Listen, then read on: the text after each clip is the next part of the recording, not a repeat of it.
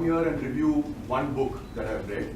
And that's when the marketeer in me went beep, beep, beep and said one of the key caveats of marketing is customer and consumer delight, right? So I said, in the spirit of delighting all of you, let me not review just one book, but let me actually review 2 books. So that's why you see there the thing of 2 books that I'm reviewing, but I'll still stick to my time. It's not that I'm going to take double the time to review the books. The 2 books that I'm talking about are, and can I have the clicker please? Thanks. Yeah, so one, like Mohit mentioned, is Gita for Children, and there is an interesting story to it other than what Mohit mentioned, so I'll just talk about that. And the other one which I picked up was Leadership on the Line, which is by Ronald Hiefetz and Hiefetz-Linsky.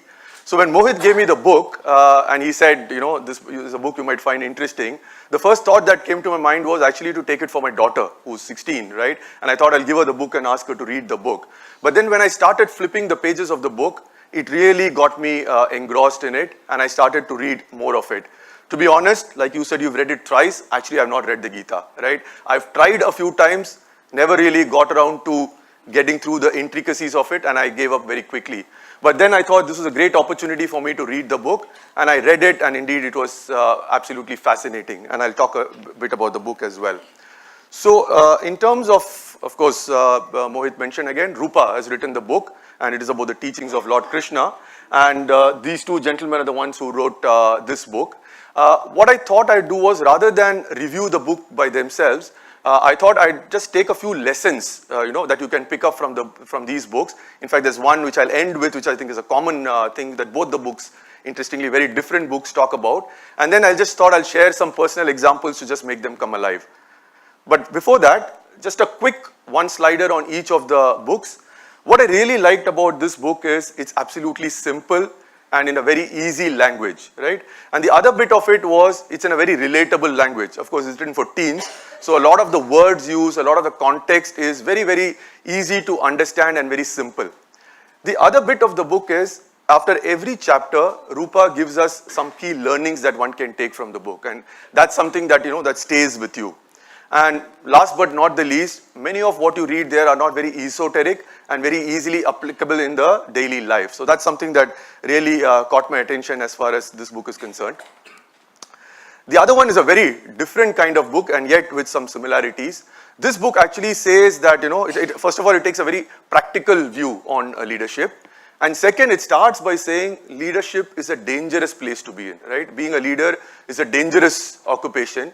And it talks a lot about the first thing to do is to actually survive being a leader before you can start thriving as a leader. And I thought that was quite fascinating because, you know, as a leader, wherever you are, you put yourself out there and you're open to the public scrutiny in more ways than one. And in a way, it's quite a dangerous place to be in. And then as you go along, you sort of figure that piece out, and then you get over that initial bit of it, of survival, to start thriving there. So I think that piece was interesting.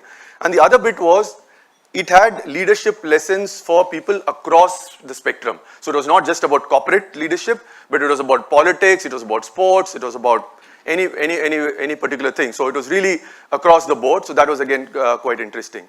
So I move on to the 5 lessons that I picked up from these, and I'll talk a little bit about each of them. The first 2 are from the Gita.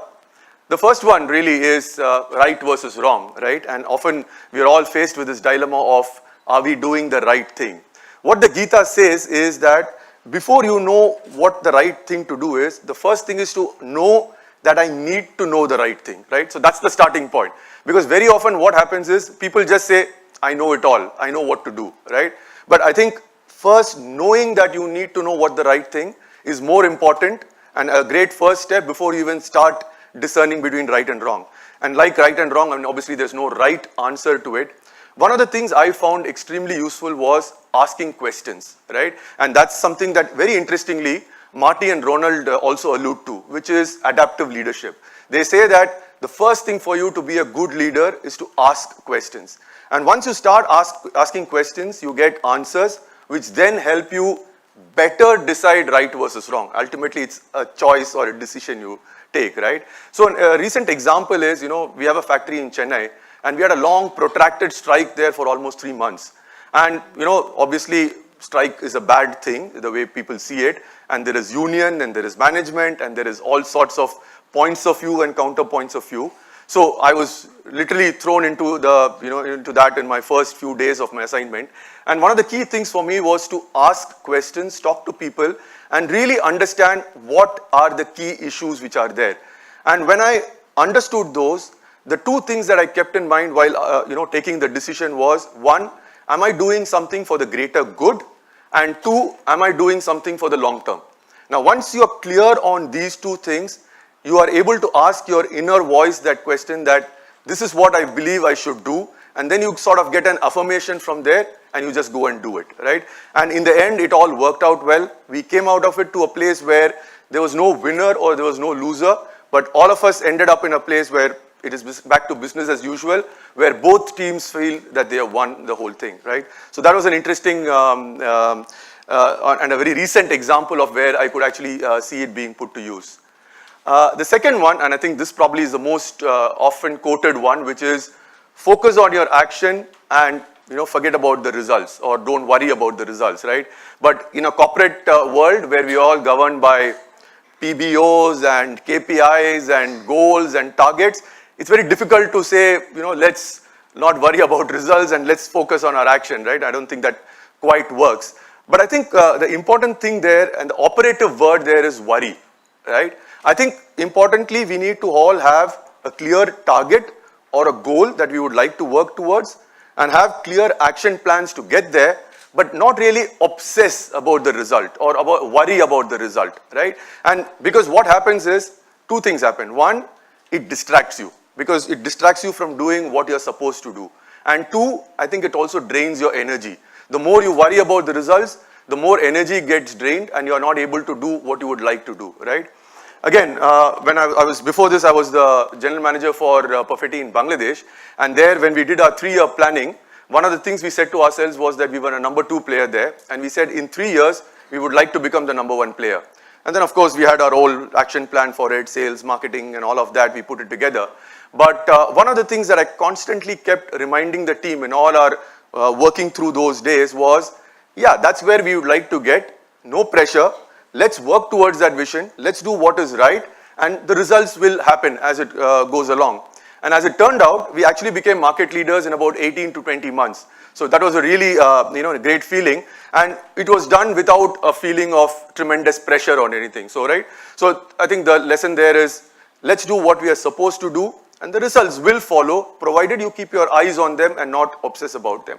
So those are 2 lessons from the Gita. I'll now shift gears and move to a couple of lessons from the other book that I picked up. This is to do with change, right? So, like I said, I was earlier working in Bangladesh, and when I came back, I moved to a role in India, which was a newly created role, Chief Transformation Officer. So I was supposed to bring about business transformation. Now, of course, the operative word here is change, right? I mean, I think that's the core to the business transformation. And what the book says is, it's not change that people resist. It's the loss that comes with the change that people resist, right? And I think that's a fundamental insight out there, which is that, usually all of us like to do what we are doing because we get a sense of power, sense of authority, sense of stature, and a whole bunch of things that come with it, right? So what Ronald and Marty say, the loss that comes as a consequence of the change is what people fear and is what people resist, right? So how do you, if you can address that sense of loss, you can bring about the change more easily. And that's something that, stuck in my head when I sort of worked through this role.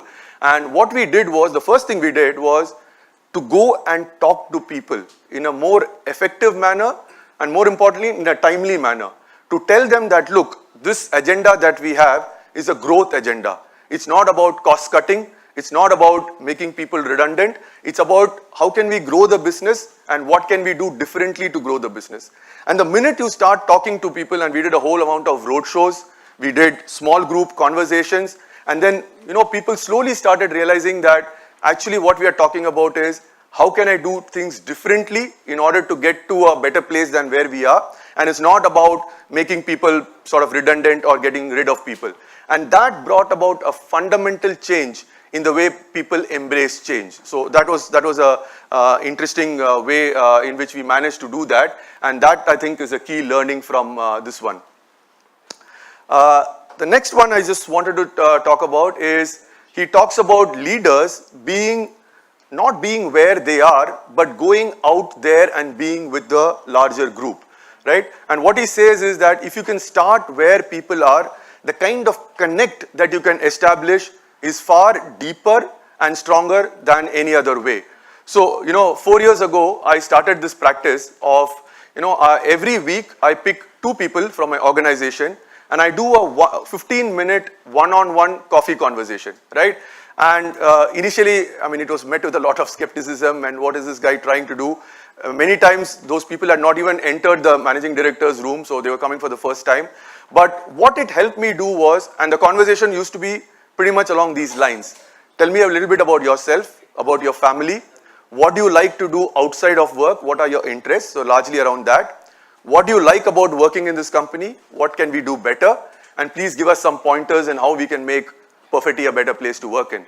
And usually what used to come out was a lot of interesting things about those people which you never knew, some additional interests outside of work which helped us connect better. So for example, in Bangladesh, there was this lady who spoke to me and she said, look, what happens is for men, there is enough place to pray, whereas for women, there is no prayer room there. And this was in my early days when I moved to the job. Now, I am Hindu, I am male. So for me, that was never even in my consideration said that a Muslim lady could have a problem in the office to pray. So we just converted one meeting room into a ladies' prayer room in the first 2 weeks of me joining there. And it had a tremendous impact on the people in terms of their morale, right? Or another example, last week I was in Rudrapur in my factory, and there was a young bright girl from Pantnagar University, MSc in food technology. I was having the same chat with her, and she told me that, the factory is all about noise and heat and hustle and bustle, and she loved to sketch and paint. And she said, I wish I could take a break during the day just to go there for 20 minutes, de-stress and do some me time and do my sketching. And there is no place there in the factory. So we spoke to the plant head, made sure that we got a small room which was there, and not just for her, but for a larger group who would just like to go there, chill a little bit, spend some time for themselves and do what they really like to do. And these kind of things actually go a long way in building those connects and building an organization culture which is open and approachable. Yeah, that brings me to the last learning, and this is an interesting one because both the books actually talk about it in different ways, right? And both the books come from completely different cultures, right? So Marty and Ronald talk about it as the balcony and the dance floor, which is really about saying a leader needs to have the ability to have strategic thinking and the big picture, and yet be able to toggle to get down to the operational excellence by rolling up his sleeves or her sleeves and getting down to get the job done. And this ability to sort of seamlessly toggle between the two is a key trait for a leader. And the Gita talks about it in a slightly different way, which is that even when you're doing your actions on a daily basis, try and find a way to sort of step back from that and observe yourself doing what you're doing. And somewhere that also gives you a sense of purpose, and make sure that all those little actions that you're doing through the day and through your life add up to something larger. And I thought that was a very interesting way to look at it, where two people from very different cultures talk about the same point, but really make it in a very very impactful manner. So those are a few of the examples or the learnings that I wanted to sort of share with you. Both the books inspired me in very different ways, but towards the same direction. And I really hope they inspire you too. Thank you very much.